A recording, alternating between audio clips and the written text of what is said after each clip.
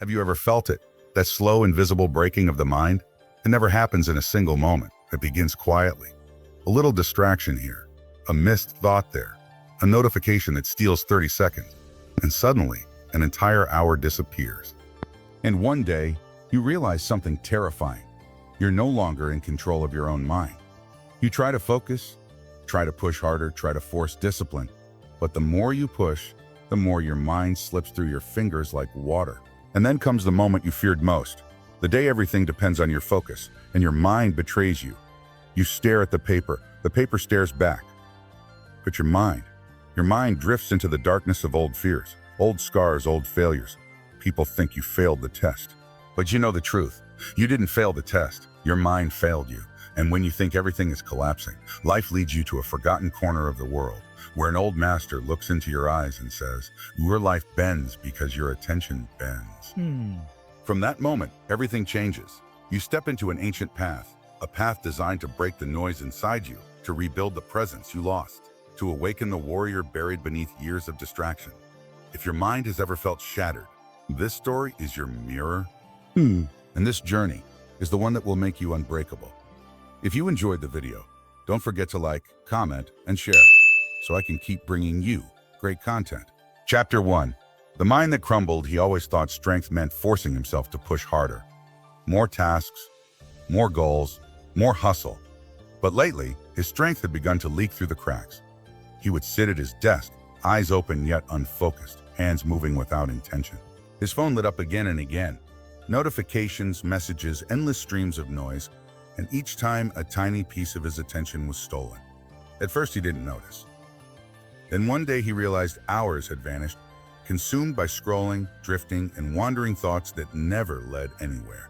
Inside his chest, something felt hollow, fragile, thin. He used to be sharp. He used to act with precision.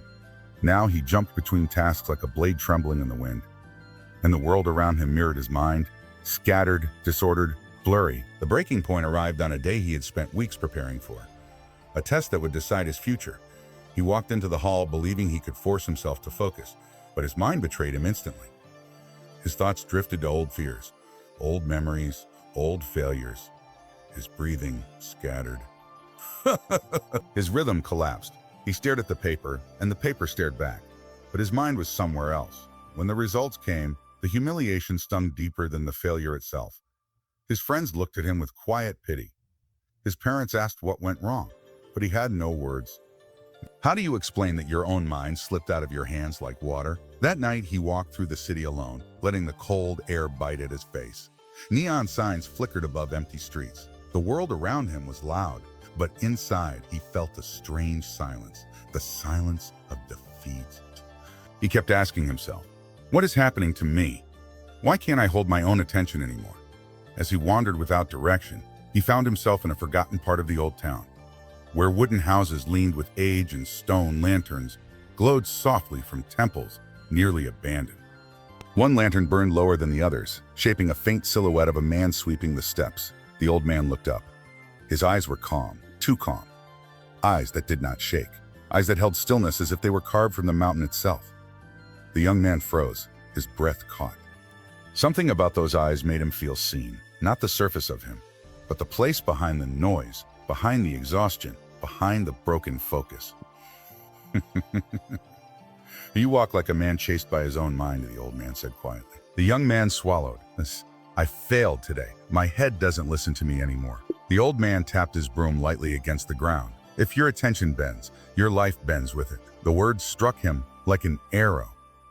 He had heard motivational lines before, hundreds of them, but this was different. This felt ancient, heavy, carved from a truth deeper than modern noise. Who are you? The young man whispered. The old man smiled faintly. Just a keeper of a very old system. He gestured to the temple behind him, wooden gates weathered by centuries of storm and sun. Inside these gates, the old man continued, generations of warriors learned the one thing that made them unbreakable. Not strength, not speed, not talent, he paused. A presence, the young man frowned. A presence? A mind that does not wander, the old man said. A spirit that does not shake, eyes that do not drift from reality. This was the state used by the legendary swordsmen, men who could not be broken, because they could not be moved. The wind rustled through the old trees, scattering dry leaves across the stone steps. For a moment, the world went still. The young man felt something stir inside him, a pull, a memory of who he once wanted to be, a spark he thought he had lost forever. "Could someone like me learn that?" he asked. The old man nodded once. "Anyone can, but the path is not comfortable." The young man looked down at his trembling hands. Once steady, now restless. Comfort had already destroyed him. Silence felt frightening. Stillness felt impossible. But something in the old man's presence, something unshakable, made him realize he was standing at a crossroads. One path led back to the cycle he already knew. Distraction, weakness, drifting, losing control of himself day after day. The other path led into the unknown, the ancient temple glowing softly in the dawnlight. "Come," the old man said, turning toward the gate. "If you wish to rebuild your mind, step forward." The young man hesitated only for a breath. Then he stepped through. The wooden gates closed behind him with a deep, echoing thud, a sound that felt like the beginning of something irreversible. In that moment, he wasn't sure what scared him more, the fear of the training ahead, or the fear of remaining the same. But he knew one thing with absolute clarity. He could no longer live as a scattered version of himself, and so began his first step on the ancient path toward presence. A journey that would break him, rebuild him, and awaken the warrior buried beneath the noise. The temple grounds breathed with an ancient rhythm, soft wind creaking wood, distant chimes echoing through empty corridors. The young man stepped silently behind the master, unsure whether to admire the place or fear it. Inside, the air felt heavier as if centuries of discipline had thickened it. Lanterns glowed with warm amber light. Tatami mats stretched across the floor in perfect lines. Everything was simple, clean, precise, nothing extra, nothing wasted. The old master walked without hurry, yet every step felt intentional, like he was placing his foot exactly where the earth expected it. The young man followed awkwardly, his thoughts running faster than his feet. "Master, what exactly will I learn here?" he finally asked. The old man didn't turn. "You expect answers before you have learned to notice the questions." The young man swallowed and fell silent.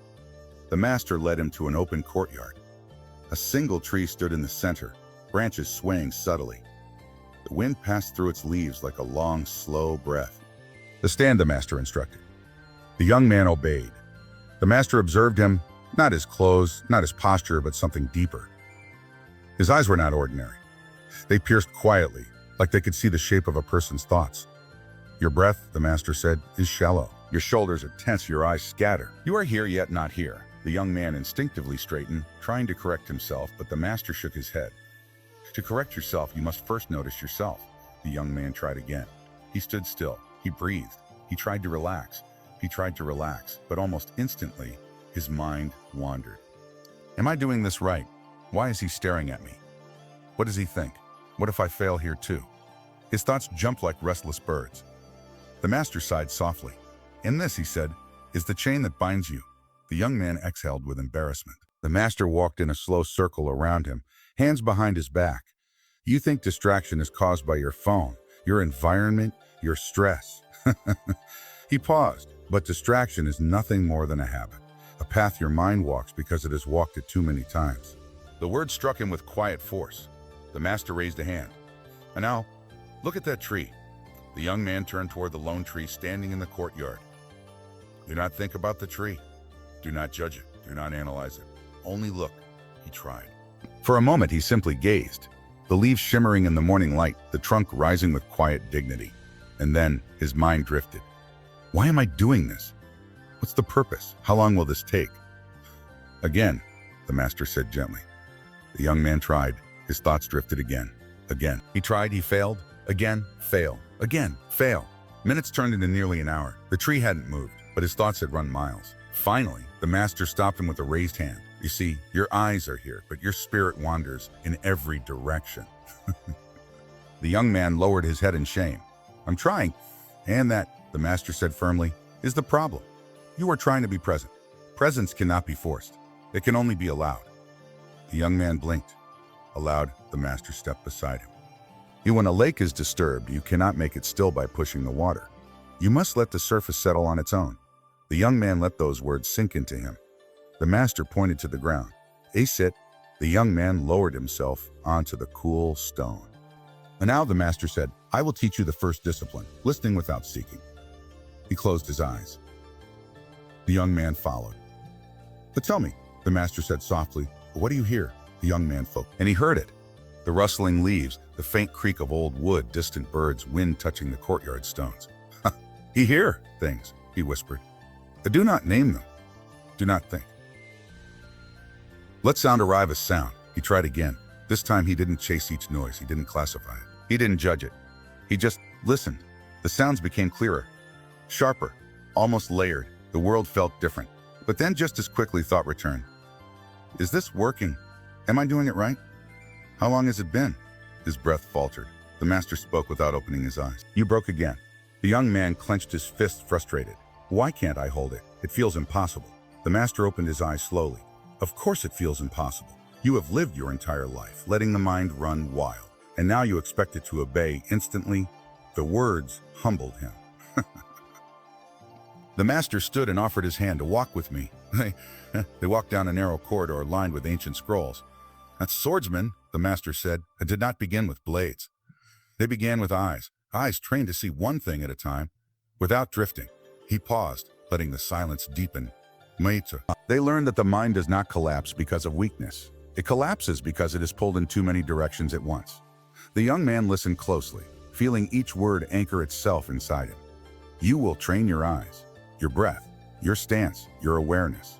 Not to fight enemies outside, but to fight the scattering inside. They reached a small meditation room. The master turned to him, gaze sharp as steel. "But from today forward, every step you take, every breath you draw, every movement you make will be watched." The young man's heart thumped. "You are not here to become strong," the master said. "You are here to become still." He placed a hand on the young man's shoulder. "And when your eyes stop wandering, your life will stop wandering." The young man inhaled slowly. For the first time in his life, he understood the weight of his own unfocused mind, and the power he had lost because of it. The training had begun. The morning began before the sun. A pale silver light leaked over the mountains as cold wind swept across the temple grounds. The young man stood barefoot on the stone floor, shivering, breath sharp in the air. The master watched him in silence, not judging, not instructing, simply observing. A day, the master finally said, "We tear down the noise living inside you." The young man didn't fully understand, but he bowed anyway. His thoughts were already drifting, remembering messages left unanswered, tasks he feared, fears he hid from himself. The master noticed instantly. "You have not taken a single breath without thinking of 10 other things," the master said calmly. "Your mind is always running, yet it arrives nowhere." The first exercise was stillness. He was told to sit on the wooden deck overlooking the valley, legs crossed, back straight. The master placed a small bowl of water in front of him, perfectly still, perfectly full. "Your task," the master said, "is simple. Keep your mind as steady as this water." Minutes passed. Then the young man noticed his mind wandering to memories, anxieties, hopes, regrets. Each time a thought pulled him, his breath shifted, and each shift sent tiny ripples across the bowl. His failure was visible. After an hour, the bowl trembled constantly, reflecting the chaos inside him. The master nodded. "This is the truth of your mind," he said. "A noise that never ends. Thoughts that never rest. A spirit always leaning forward, backward, anywhere but now." The next training was movement. He was told to sweep the long stone pathway that circled the temple. A simple task, or so he thought. But his mind drifted almost immediately. He thought about finishing faster. He thought about the cold. He thought about the master watching. Every thought made his movements sloppy. The broom clattered. His steps lost rhythm. The master approached. "You sweep, but you are not here," he said. "Your hands move, but your spirit is absent. A warrior does nothing absent-minded. Not even sweeping leaves." He made the young man start again and again and again. At first, the repetition was torture. His ego screamed to escape, to do something else, something more important. But slowly, painfully, something inside him began to shift. His breath evened. His steps aligned. The broom moved in smooth arcs. For the first time, he swept without drifting into fantasies or anxieties.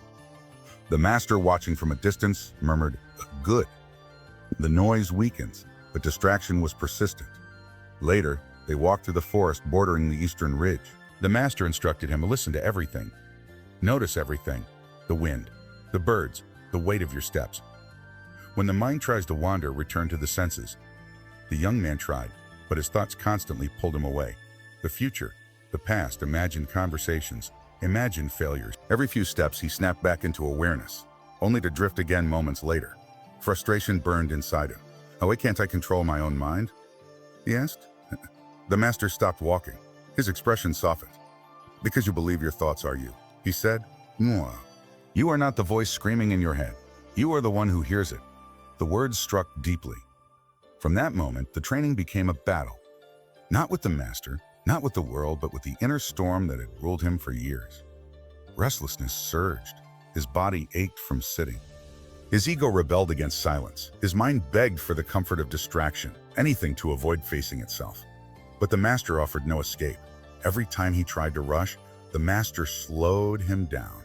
Every time he drifted into thought, the master snapped his attention back with a single sound.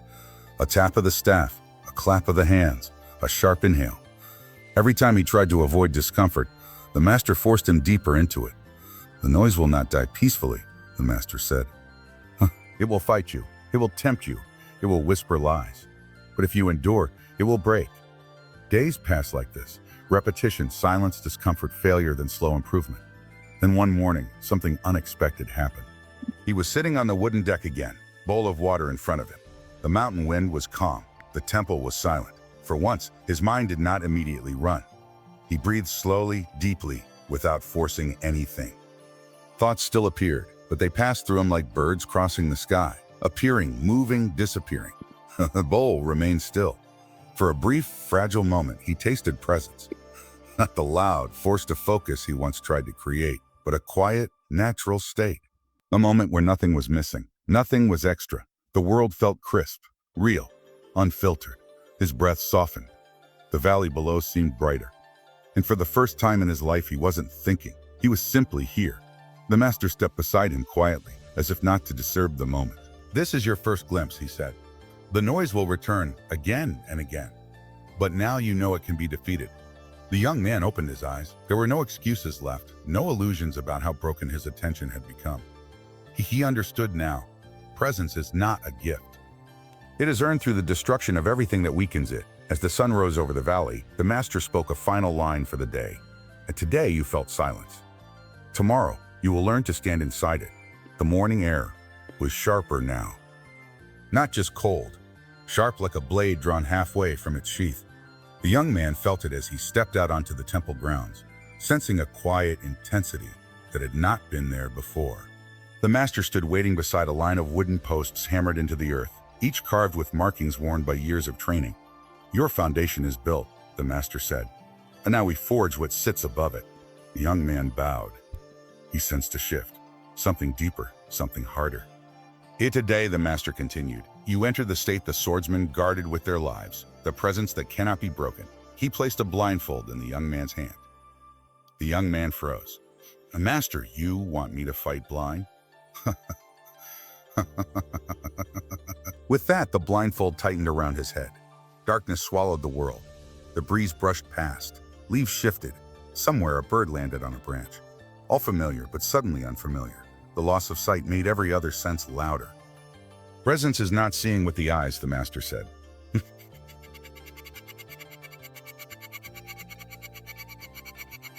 Even without them, a wooden staff cut through the air, whooshed instinctively the young man ducked. The sound had been faint, almost silent, yet something inside him reacted. A new instinct, raw but growing. The master said nothing. Another strike came. Whoosh, this time from the other side. The young man moved late. The staff tapped his shoulder. "You heard it," the master said, "but you did not feel it." Another strike.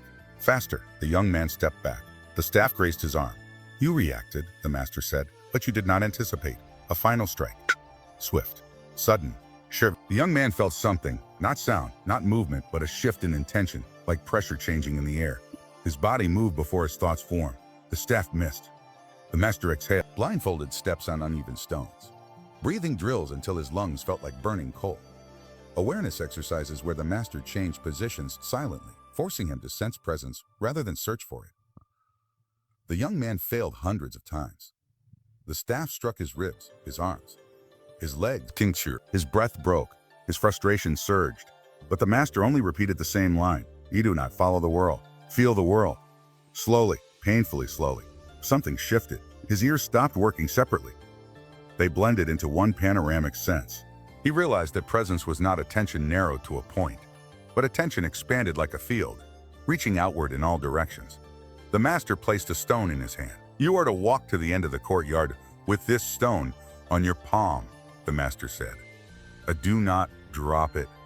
Do not grip it. Balance it. The task sounded simple, but every movement, every micro-adjustment of muscles required absolute awareness. Halfway through, his mind drifted for a second, and the stone fell. The master appeared beside him instantly. A presence is not holding tight, he said. Presence is holding without tension. They repeated the exercise until the sun hung high, until his shoulders trembled, until his mind stopped wandering out of pure exhaustion. And that exhaustion, ironically, produced clarity. By the final attempt, he walked the entire courtyard without a single slip. The stone remained perfectly balanced, untouched by tension. The master nodded. You are learning the stillness within movement. Next came the most difficult test. The master led him to the training hall, a long room lit only by candles. Shadows danced across the wooden pillars. The air was warm and heavy. You will perform the sword forms, the master said, handing him a wooden bakken, but with a single rule. Nothing in this room is allowed to break your attention. The young man bowed and began the first form, slow, precise, deliberate. Then, bang! A bamboo stick struck the floor behind him. His shoulder flinched. You lost presence, the master said. He began again. Bang! A candle fell from a shelf. The young man's breath jolted. You lost presence. Again. This time the master clapped loudly near his ear. His blade hesitated. You lost presence. Frustration rose like heat in his chest. How am I supposed to ignore all this? He snapped. The master's voice dropped to a calm, heavy whisper. You are not supposed to ignore anything. Presence is not blocking out the world. Presence is letting the world pass through you without moving you. The word struck him deeper than any staff blow. He took his stance again. Breathing steady, movements fluid. The master continued his disturbances. Claps, taps, sudden sounds. Yet, slowly, the young man's awareness adjusted. He heard everything, but reacted to nothing. One form, then another, then another. By the 10th, his movements felt effortless, his breath synchronized with each step, each turn, each strike. The room was no longer filled with distractions. It was simply a place where sound existed, where movement existed, but none of it touched him. The master remained silent for a long time. Finally, he spoke. Now you understand the unbreakable state. The young man lowered his wooden sword. His chest rose and fell with slow confidence. For the first time, he wasn't forcing focus, nor chasing it. He was simply present, quietly, naturally, unwaveringly. The master placed a hand on his shoulder. You are ready for the next stage, where presence becomes strength. Night fell over the mountain like a slow-moving veil, and the world shrank into the dim glow of the lanterns lining the temple's outer hall. Hyro walked alone beneath them, each flame trembling in the cold wind, mirroring the tremor inside him. Tomorrow, before dawn, Master Kaijin would administer the final test, one that no student had ever spoken of, because those who passed it never described it, and those who failed rarely returned as the same person. Hyro felt the weight of the moment on his shoulder. He had trained his body, sharpened his presence, cut through layers of fear, and dissolved many illusions of the ego, but a quiet truth pressed against his mind. He still did not fully trust himself. And that, Master Kaijin had said, was the final chain every warrior must break. As he walked deeper into the temple garden, moonlight glimmered on the surface of the koi pond. The water was perfectly still, completely motionless, reflecting the moon like a polished blade. Hyro stopped. He stared at it, remembering Kaijin's words. When the surface of your mind becomes as still as this water, the warrior inside awakens. But every ripple of fear distorts your world and blinds your spirit. For the first time, Hyro understood that presence was not something it was something to allow, something already inside him, buried under years of noise, doubt, and inherited fear. Presence did not need to be built, it needed to be uncovered. But tonight, the fear returned. A whisper, a shadow under the ribs, a subtle tightening in the chest. What if I fail? He muttered. His voice sounded small in the cold air. He sat by the pond, closing his eyes, breathing, listening, waiting. Then footsteps approached. Slow, deliberate. A familiar presence settled beside him. Master Kaijin. Master Kaijin. You feel it again, don't you? the old warrior said. Hiro exhaled. Yes, fear, Kaijin nodded. Good. Hiro frowned. Good. Master, it feels like the same weakness I've tried to escape. No, Kaijin corrected gently. The fear you feel now is different. Before it controlled you. Now, you are simply observing it. That means you are close to freedom. Hiro looked down at his hands. I don't feel free. Kaijin tapped the wooden floor with his cane. Not because you still demand certainty. A warrior does not need certainty, only clarity. He turned to Hiro. Listen carefully. Tomorrow's test is not about defeating anything outside you. It is about facing what is inside you. The world's greatest swordsmen were not strong because they had perfect technique. They were strong because they had nothing left to protect inside themselves. No ego left to defend. Hiro swallowed. If I still have ego, you will lose. Kaijin said it plainly without softness or cruelty. The words hung in the air. Hiro clenched his fists. How do I let go of it? Every time I push away the ego, it returns. Every time I fight fear, it grows. Kaijin smiled faintly. Hiro blinked. Stop fighting. Fighting? Yes, the master said. The ego strengthens when resisted. Fear deepens when rejected. The warrior's path is not the path of force. It is the path of surrender, not to weakness, but to reality itself. Kaijin stood up, his robe rustling in the cold wind. A true warrior does not conquer fear. He walks with it. He listens to it. And by doing so, he learns that it is only a voice, not a law. He placed his hand gently on Hiro's shoulder. You have spent your life trying to become unbreakable. But the unbreakable state is not a state of hardness. It is a state of openness, of nothing to hide, nothing to defend, nothing to prove.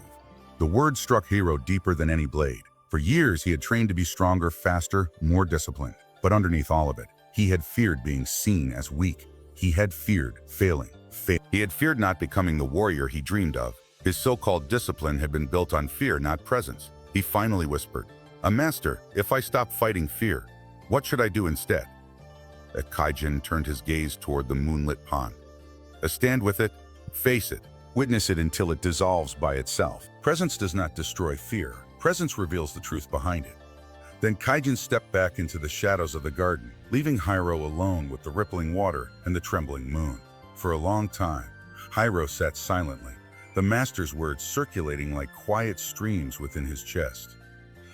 Then something shifted, slowly, almost invisibly. He stopped resisting his fear. He stopped trying to force calm. He simply breathed and allowed everything to be as it was. And suddenly, the tremor inside him softened. The breath deepened. The body loosened. The mind became quieter, not perfectly still, but still enough. The pond before him seemed to glow softly. The moon's reflection steadied. The night air grew warmer.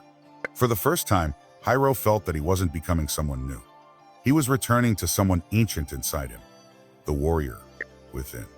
The one born long before fear, the one waiting for this moment of surrender. Tomorrow he would face the final test. But tonight, he took the first real step toward becoming unbreakable.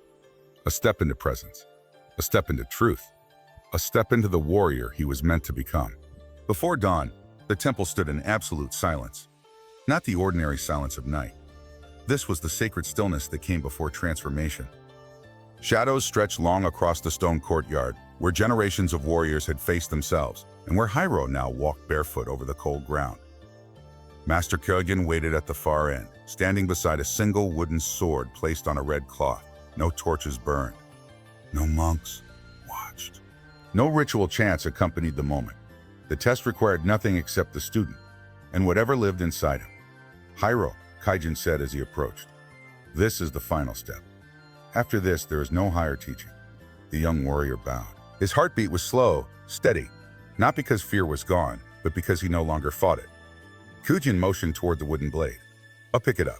Hiro did. The sword felt surprisingly light. Too light. Too light. But he understood. This test was not about the weapon. Kijin stepped. The enemy you will face today is not a man. It is not even fear. It is every illusion you still carry. Hiro exhaled. I understand. No, Kujin said gently. You do not. Not yet. He raised his hand. The air shifted. Something dark formed at the edge of the courtyard, like a shadow pulling itself away from the stone. Hiro froze. The shape grew taller, thicker, denser until it took the form of a figure. A warrior, armored, faceless, holding a sword forged from black smoke. It had no eyes, but Hyro felt it staring straight into the center of his chest. His breath tightened. Kaijin spoke softly. This is the embodiment of your fear. It holds every doubt you ever fed, every memory that still controls you, every part of you that does not believe. The shadow warrior stepped forward. Each footfall echoed like a distant thunderclap. Hyro gripped the wooden sword. His palms grew damp. His thoughts began to scatter. What if I cannot defeat it? What if I'm not ready? What if Kaijin's voice cut through the panic like a blade through silk? Hyro, do not fight it. The shadow raised its smoky sword. Hyro felt his instincts scream. Raise your guard, attack, defend, survive. But he remembered Kaijin's words from the garden. Presence does not destroy fear. Presence reveals the truth behind it. He lowered his sword slightly. A strange peace spread across his chest. The shadow charged. The ground trembled as it swung its massive blade down. Hyro didn't step back. He didn't block. He simply moved, not with fear, but with clarity, a shift of the foot, a quiet breath, a slide of the body through the narrowest point of danger. The attack missed him by inches. The shadow roared, and another strike came, faster, heavier. Hyro moved again, but this time, not with desperation. He moved with the stillness he had practiced for months. His mind didn't race. His heart didn't panic. His body was simply responding to what is, not what he feared. Strike after strike came, and Hyro flowed through each one like wind passing through the forest. After minutes of relentless attacks, the shadow paused, confused, almost frustrated. Hyro stood calm, shoulders lowered, breathing steady. Kaijin called from the distance. Do you see it now? Fear has no form of its own. You are the one who shapes it. The shadow's sword flickered. Hyro stepped forward, not aggressively, but with presence. The shadow swung. Hyro raised the wooden sword, not to block, but to touch. The moment his wooden blade made contact with the smoky weapon, the shadow's sword shattered into dust. The figure staggered back as cracks of light split across its chest.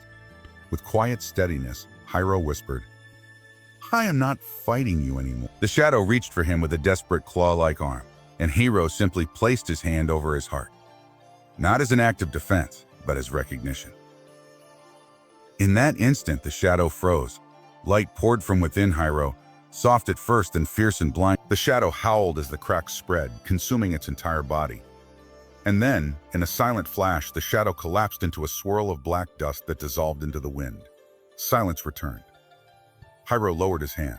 His breathing settled naturally. No triumph, no celebration, just presence. Master Kaijin approached slowly, the faintest pride showing in his old eyes. You have done what few warriors ever do, he said.